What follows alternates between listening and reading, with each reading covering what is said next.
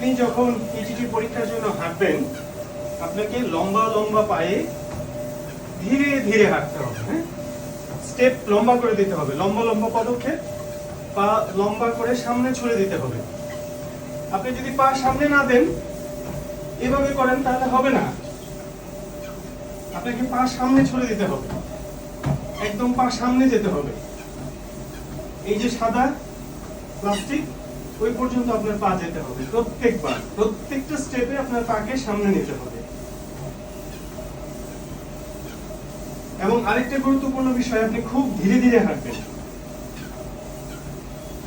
আপনি এরকম দ্রুত এরকম করলে হবে না, খুব তাড়াহুড়া করলে হবে না। কারণ এখানে দেখুন, এটা দ্বিতীয় ধাপের হাঁটা। আমরা ইটিটি পরীক্ষায় 3 মিনিট থেকে 6 মিনিট পর্যন্ত এরকমই হাঁটতে হয়।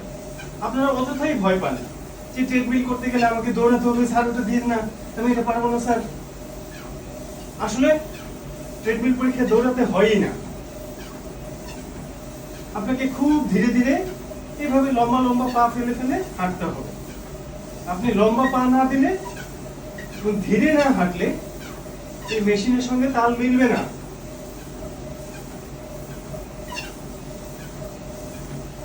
এবং আপনি বাঁকা হয়ে যাবেন না।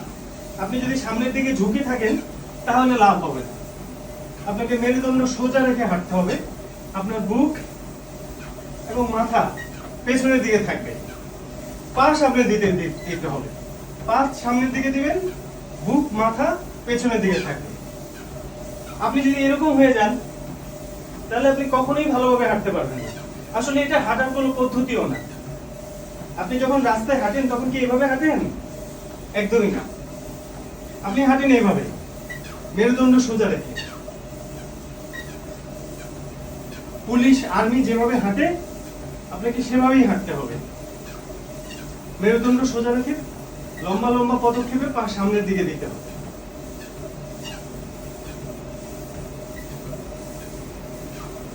এরকম বাঁকা হলে হবে না। হাতে আপনি যতই জোর দেন, হাতে জোর দেন, আর পা যদি না চালান, কোনো লাভ হবে না। আপনি ট্রেডমিল থেকে এভাবে পড়ে যাবেন।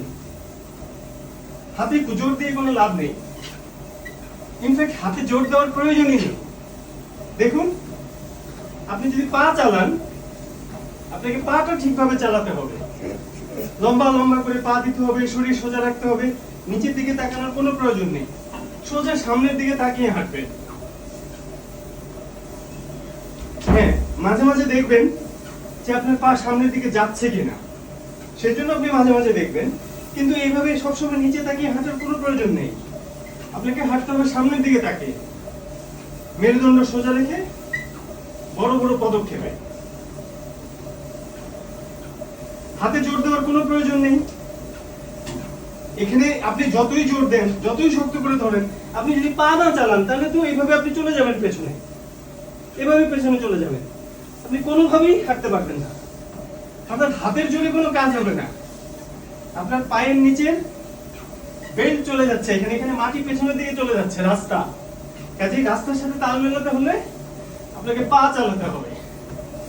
আপনি যদি পা ঠিকভাবে চালান, আপনার হাতে জোর দেওয়ার কোনো প্রয়োজনই নেই। হাতটা জাস্ট হালকাভাবে এখানে রাখবেন, হাতে জোর দেওয়ার কোনো প্রয়োজন নেই।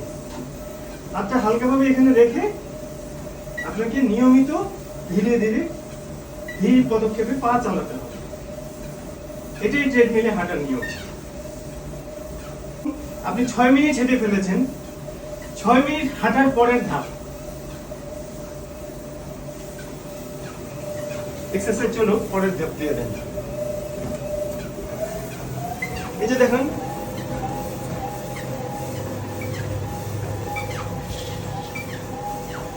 দেখুন আপনি 6 মিনিট হেঁটে ফেলেছেন। 6 মিনিট হাঁটার পরে ট্রেডমিলটা এরকম স্পিডে চলে। দেখেন, এটাতেও দৌড়ানোর কোনো প্রয়োজন নেই। এবং এখানেও খুব তাড়াহুড়ো করার, এরকম দ্রুত হাঁটতে হবে, দৌড়াতে হবে, এরকম কোনো বিষয় নেই। এটা তৃতীয় ধাপ।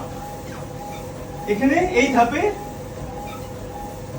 সপ্তম মিনিটের শুরু থেকে 7, 8, 9 অর্থাৎ 9 মিনিট পর্যন্ত 3 মিনিট এভাবেই হাঁটতে হয়। কিন্তু আমরা দুঃখের সাথে লক্ষ্য করি যে যারাই ট্রেডমিল করতে আসেন, অনেক কম বয়স্ক মানুষও এই 6 থেকে 9 মিনিট এটাই হাঁটতে পারেন না। 7 মিনিটে একদম হয়রান হয়ে যান, 8 মিনিটে বন্ধ করে দেন, আর পারছি না। কেন? আসলে আপনাদের হাঁটার অভ্যাস নেই, এই জন্য এই পরিস্থিতি হয়।